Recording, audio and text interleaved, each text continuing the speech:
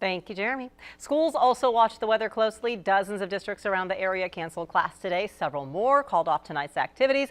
And that's just one topic we want to touch on this afternoon with Topeka Public Schools Superintendent Dr. Tiffany Anderson. Dr. Anderson, welcome. Thank you. Thank you for having me. You have all the kids safely on their way. Yes. No activities tonight. No activities tonight. We canceled that early this morning. And you also made a decision for tomorrow already. We did. You know, really looking at the precipitation, we know that there's going to be black ice. We know that anyone traveling in will have a challenge. In fact, today, bus drivers, we had a bit of a shortage. We were able to go to school successfully and get home successfully, but that was with the help of the office staff that also drives buses at the bus depot. So just for the safety of everyone, it can be deceiving, but black ice is something that we know is probably one of the most dangerous things that's out there. So we have canceled school for tomorrow, and we're looking forward to seeing our families Wednesday. And weather, you mentioned black ice, you have a lot of kids who walk to school. And so what does that mean as we look toward the temperatures that Jeremy's going to talk about at the end of the week when we're talking zero, below zero? How much and to what extent does that come into play on whether or not you may have class Friday or any day when it's extremely cold?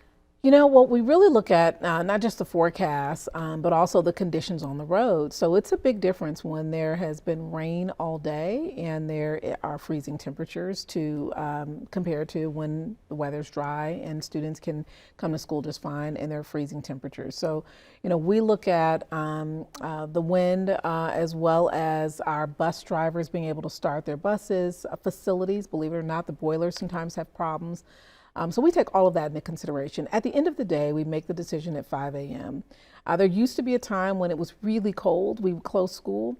About 3 years ago, that changed because more often than not, we have below zero temperatures, frigid temperatures, and we have a lot of families that are really relying on a warm building and a warm breakfast and lunch. And so when we can open, we will. And it is tough for parents to make those last minute arrangements if they have to work and then suddenly the school isn't there for the kids.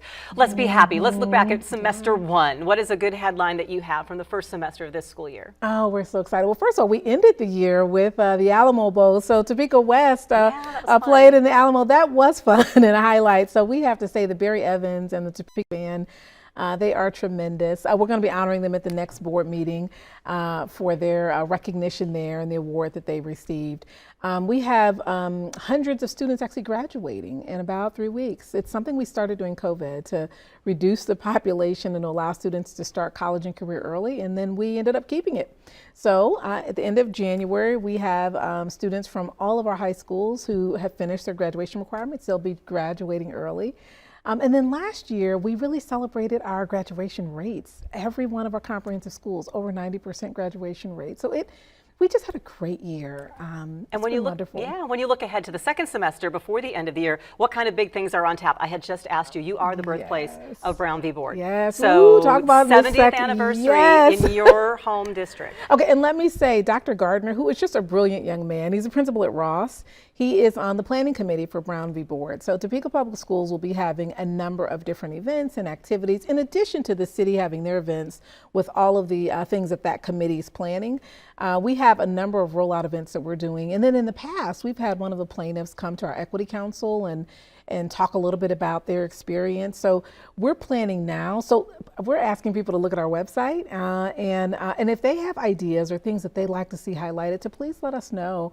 But we will be celebrating all week. And upcoming, we're going to be celebrating Dr. Martin Luther King. Yeah. And all of the events for service and collecting food for families across the community. Right. People can bring food donations to any of your schools. And I understand there's maybe a little friendly competition going on among your school buildings too. Oh, I don't know about how friendly it is.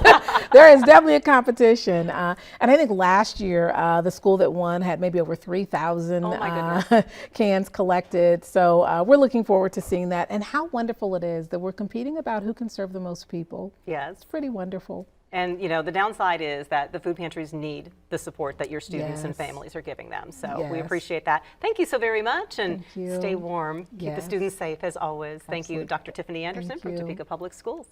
The city of Topeka has a new program to help older residents with rising property taxes. We'll tell you about it next.